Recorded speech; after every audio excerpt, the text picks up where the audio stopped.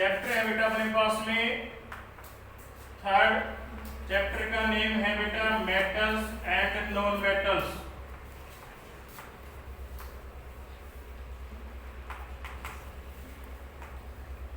Topic रहेगा बेटा आज का chemical properties of metals.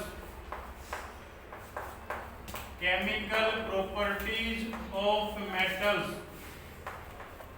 Metals की केमिकल प्रॉपर्टीज, फिजिकल प्रॉपर्टीज के रिगार्डिंग हमने पहले डिस्कस कर लिए हैं। उसके बाद में केमिकल प्रॉपर्टीज है। केमिकल प्रॉपर्टीज का सीधा सा मीनिंग क्या होता है, जो भी हमारे पास में एलिमेंट है हमें उनकी केमिकल इक्वेशंस के बारे में बात करनी होती है। सबसे फर्स्ट जो केमिकल प्रॉपर्टी है मेटल की वो हमारे पास में है बेटा इसमें reaction with oxygen. Reaction with oxygen, इसका मतलब जो भी गिवन मेटल हमारे पास में है उसकी रिएक्शन हमें करवानी है ऑक्सीजन के साथ में। पहले हम इसकी जो जनरल इक्वेशन होती है उसके बारे में बात करते हैं, जनरल रिएक्शन के बारे में बात करते हैं। ये हमारे पास में बेटा है कोई भी एक मेटल है, इस मेटल की रिएक्शन करवाते हैं ऑक्सीजन के साथ में, तो ये क्या प्रोड्यूस करता है बेटा इसमें, ये प्रोड्यूस करता है बेटा इसमें मेटल का ऑक्साइड। क्या बना देगा इसका मेटल का, ये ऑक्साइड बना देगा ये। ठीक है, एग्जाम्पल लेते हैं इसका। एग्जाम्पल लेते हैं बेटा इसमें, फॉर एग्जाम्पल सबसे फर्स्ट में हमने लिया है बेटा सोडियम मेटल को लिया है। सोडियम मेटल की करवाते हैं किसके साथ में, ऑक्सीजन के साथ में इसके रिएक्शन करवाते हैं। ठीक है, अब यहाँ पे इसमें बनेगा क्या, हमें पता है इसमें मेटल ऑक्साइड बनेगा, लेकिन हमारे साथ में एक प्रॉब्लम है, और वो प्रॉब्लम क्या है, हम पीछे वाली चीजों को भूलते चले जाते हैं। इस वजह से हम यहाँ पे इसका फॉर्मूला गलत बनाते हैं। कैसे गलत बनाते हैं, यहाँ पे जो सोडियम है बेटा, सोडियम की जो वैलेंसी है सभी को पता है, सोडियम की वैलेंसी कितनी होती है, 1 होती है कि 5 होती है, पक्का 1 होती है, तो हमने इसकी वैलेंसी को 1 पुट अप कर दिया। यहाँ पे सेकंड में बेटा ऑक्सीजन, ऑक्सीजन की वैलेंसी कितनी होती है, ऑक्सीजन का एटॉमिक नंबर कितना होता है बेटा, 8 होता है, तो 8 को मैं कैसे लिख सकता हूँ बेटा, 26 लिख सकता हूँ। इसका मतलब देखो सेकंड जो वैलेंस सेल है इसमें इलेक्ट्रॉन होने कितने चाहिए थे, और है कितने, कितने की कमी है, तो वैलेंसी का हिंदी मीनिंग क्या होता है, कमी होना। तो 2 की कमी, 1 का वैलेंसी यहाँ पे कितनी है, 2 है। और हम इसका जो बनाते हैं केमिकल फॉर्मूला, हमेशा क्या करते हैं बेटा, क्रॉस मल्टीप्लाई करते हैं। तो क्रॉस मल्टीप्लाई कर देंगे तो इसका केमिकल फॉर्मूला हमारे पास में क्या बनेगा, Na2 बनेगा। इसका मतलब यहाँ पे क्या बनेगा, Na2O बनेगा। बोलो समझ में आया कि नहीं आया, आ गया समझ में। अब इसको बैलेंस और करवा दो भैया, आप लोग बताओ इसको बैलेंस कैसे करें। फर्स्ट चैप्टर आपने अभी पढ़ा है, इसमें Na के आगे 2 लगा दूं, कौन से वाले Na के आगे यहाँ लगाऊं, किसके आगे लगाऊं, इस वाले के आगे 2 लगा दिया, क्या बात है, बहुत बढ़िया बेटा, 2Na हो गया, Na2 हो गया। अब ऑक्सीजन को और बैलेंस करवा दो बेटा, इसके आगे 2 लगा दो, Na के आगे, इसके आगे मैं 2 लगा दूं, यहाँ 4 लगा दूं, इसके आगे लगाऊं क्या, चलो ठीक है, ठीक समझ गया, समझ गया। ठीक है, अब देखो इसमें 4 सोडियम के एटम यहाँ पे लेफ्ट हैंड साइड में है, 4 सोडियम के एटम राइट हैंड साइड में है। रिएक्टेंट प्रोडक्ट में नंबर ऑफ एटम सोडियम के क्या होंगे, इक्वल हो गए। उसके बाद बेटा यहाँ पे देखो ऑक्सीजन के एटम कितने हैं, 2 है, यहाँ पे कितने हुए, 2 है। इसका मतलब हमारे पास में जो रिएक्शन है, जो केमिकल इक्वेशन है, ये बैलेंस हो चुकी है। अब इसका क्या, इसके नाम लिख दो बेटा, यहाँ पे इसके नाम सबसे फर्स्ट में यहाँ पे Na का मतलब क्या है, सोडियम, और इसकी रिएक्शन हुई किसके साथ में, ऑक्सीजन के साथ में, और बना क्या दिया इसने, सोडियम ऑक्साइड। बोलो बात समझ में आई कि नहीं आई, पक्का। सेकंड एग्जांपल लेते हैं, हमारे पास बेटा फर्स्ट एग्जांपल था, सेकंड एग्जांपल की बात करते हैं। हमने ले लिया पोटेशियम मेटल को, पोटेशियम की रिएक्शन करवा दी किसके साथ में, O2 के साथ में। यहाँ सभी सामने देखो बेटा, O2 के साथ में करवा दिया, अब इसमें फिर दोबारा से क्या बनेगा, मेटल का ऑक्साइड बनेगा। अब मेटल का ऑक्साइड तो बनेगा, लेकिन हमें फॉर्मूला नहीं पता है।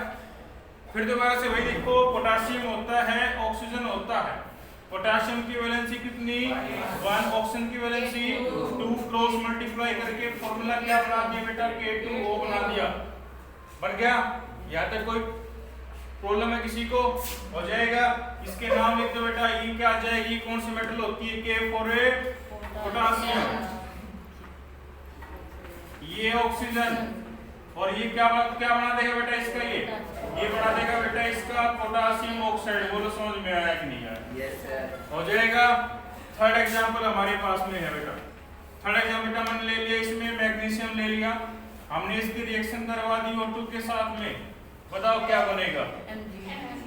बताओ क्या बनेगा भाई? Mg2O, Mg2O। ठीक है, सारे के सारे सो रहे हैं। अरे देखो भाई सामने देखो, फिर ओ सारे करने लग रहे हैं। अरे भाई मैग्नीशियम की वैलेंसी देखो बेटा, इसमें मैग्नीशियम की वैलेंसी कितनी होती है? 2 होती है। ऑक्सीजन की वैलेंसी भी कितनी होती है? 2। इसको सिंपलीफाई कर दो, क्या आ जाएगा? 1:1 आ जाएगा। क्रॉस मल्टीप्लाई करके क्या बन जाएगा बेटा? ये MgO बन जाएगा। MgO मतलब है मैग्नीशियम ऑक्साइड, मैग्नीशियम ऑक्साइड बन जाएगा। और यहाँ पे क्या बन जाएगा बेटा? ये बन जाएगा बेटा ऑक्सीजन, और ये बन जाएगा बेटा मैग्नीशियम।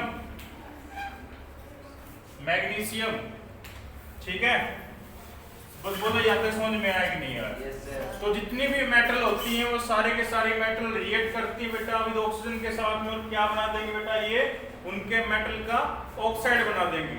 यहाँ तक सभी कर लेंगे? हो जाएगा यहाँ तक। जब इसका मेटल का ये ऑक्साइड बना देंगे, तो जैसे ही हम मेटल ऑक्साइड की रिएक्शन करवाते हैं वाटर के साथ में, तो बेटा क्या बना देगा? ये मेटल का हाइड्रोक्साइड बना देगा। एग्जांपल हमारे पास में है सोडियम एंड पोटेशियम। ये दोनों जो एग्जांपल आपके सामने जो है बेटा, ये दोनों एग्जांपल प्रूफ है। और ये क्या प्रूफ है बेटा? इन दोनों एग्जांपल क्या बताते हैं हमें? ये दोनों एग्जांपल इस चीज का प्रूफ है कि जो मेटल ऑक्साइड होता है, उस मेटल ऑक्साइड का नेचर, हाँ समझ में आ रहा है कि नहीं आ रहा? उसका नेचर क्या होता है बताओ आप मेरे को। एसिडिक नेचर आ जाएगा कि बेसिक नेचर आ जाएगा? बेसिक आएगा कि एसिडिक आएगा? बेसिक आएगा, क्योंकि सभी को पता है H+ आयन दे तो एसिड और OH नेगेटिव आयन दे तो बेस। इसका मतलब यहाँ पे NaOH का कोई आपसे पूछे, NaOH का यहाँ पे नेचर क्या आ जाएगा? तो बेसिक। KOH का पूछे तो बेसिक। इसका मतलब यहाँ पे नेचर क्या आ जाएगा बेटा? यहाँ पे इसका बेसिक नेचर आ जाएगा। और मैं इसी को अगर थोड़ा सा इसमें और आके देखते हैं, तो बेसिक की जगह अगर मैंने यहाँ पे इसको लिख दिया बेटा अल्कलीज लिख दिया। यस भाई, क्या लिख दिया? अल्कली लिख दिया। तो मैंने कुछ गलत तो नहीं लिखा है इसके बारे में? क्योंकि अल्कली को हम लोग डिफाइन कैसे करते हैं? Those base which are soluble, those base which are soluble in water. ऐसे बेस जो वाटर में सोल्यूबल होते हैं, उन सभी को क्या बोलते हैं बेटा? अल्कली बोलते हैं। यहाँ से बताओ सभी समझ में आया कि नहीं आया? हो जाएगा, कर लेंगे सभी यहाँ तक? चलो ठीक है। इसके बाद सेकंड बताओ। 2Zn plus O2, 2Zn plus में O2 की यूज है 2ZnO। सेम यहाँ पे 2 यहाँ पे 2 यहाँ पे 2 लेफ्ट में 2 राइट में। ऑप्शन क्या है? बैलेंस। थर्ड का बताओ बेटा। 4Fe plus 3O2, 4Fe plus 3O2, 2Fe 2Fe 3O4। सही है। देखो एक बार, यहाँ पे 4 है, यहाँ पे कितने हैं? 6 है। यहाँ पे 6 है, यहाँ पे कितने हैं? 8 है। कैसे सही है ये? 8Fe plus 6O2, 8 प्लस में 6O2, 6 और 2, 6 कितना हो गया? यहाँ पे 12 हो गया। अब यहाँ पे कितने हैं? 8 है। 3 आ जाएगा। यहाँ पे 3 आ जाएगा। 9Fe 9 ये सारा का है। 9Fe यहाँ पे है, 9Fe यहाँ पे है। यहाँ पे कितने आ गए? 12। यहाँ पे कितने आ गए? 12। नंबर 4 का बताओ बेटा।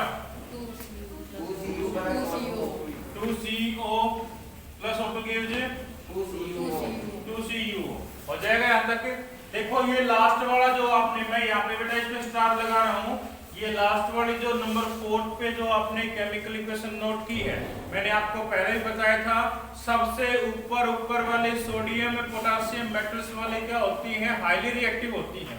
दे are just easily reacted to the oxygen. वो आसानी से क्या कर सकते हैं बेटा, वो रिएक्ट कर सकती है। लेकिन क्या है, कॉपर क्या है बेटा, कॉपर तो क्या है सबसे नीचे, यानी कि रिएक्टिविटी सीरीज में हाइड्रोजन से नीचे लाइज करती है ना, और जिसमें अगर ये नीचे लाई करती है इसका मतलब इसकी रिएक्टिविटी क्या है, कम है। अब इसकी रिएक्टिविटी कम है तो क्या ये आसानी से ऑक्सीजन के साथ रिएक्शन कर जाएगी, क्या नहीं करेगी। हमें इसके ऊपर लिखना पड़ेगा कंडीशन में प्रोलॉन्ग्ड हीटिंग, यानी कि बहुत लंबे समय तक इसको हीट करना पड़ेगा, तब जाके कॉपर का क्या बनेगा, कॉपर ऑक्साइड बनेगा। बोलो समझ में आया कि नहीं आया? आगे यहाँ तक ये चारों इक्वेशन नोट कर ली सभी ने, हो जाएगा यहाँ तक, चलो ठीक है। अब इसके बाद में बेटा यहाँ पे हमारे पास में जो प्रेजेंट है 4 इक्वेशंस में से 2 इक्वेशन हमारे पास में बेटा ऐसी हैं जिनके ऊपर अपने एग्जाम में बेस्ड में क्वेश्चन बन चुका है अपने पास में। अगर आप इसको ध्यान से देखोगे बेटा, तो ये जो ऑक्साइड हमने बनाया है एल्यूमिनियम ऑक्साइड और जिंक ऑक्साइड, ये हमेशा आपको जब तक 10th में आपको याद रखना है, ये दोनों के दोनों मेटल ऑक्साइड ऐसे होते हैं जो एम्फोटेरिक नेचर के हैं। कौन से नेचर के? एम्फोटेरिक नेचर के हैं। ये दोनों बेटा यहाँ पे इसमें यहाँ से लेके और यहाँ तक देखो, अगर आपको पता है अच्छी बात है, अदरवाइज ये जो वर्ड है एम्फोटेरिक नेचर आपके लिए नया है, तो नया है तो हमें इसको डिफाइन करना है। एम्फोटेरिक का मीनिंग क्या होता है भाई, यहाँ पे those substances, yes, those substances which react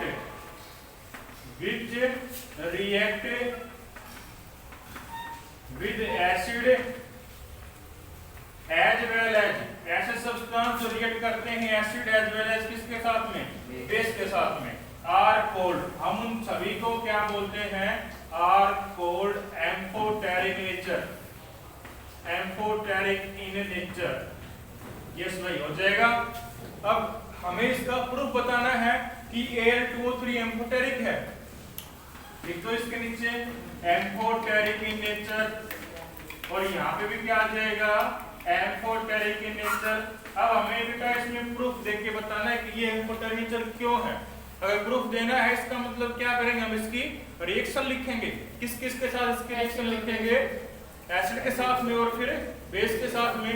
सबसे फर्स्ट में Al2O3 हमारे पास में प्रेजेंट है बेटा, Al2O3 अपने पास यहाँ पे क्या है, ये एसिड है, तो फर्स्ट रिएक्शन किसके साथ में होगी, एसिड के साथ में है।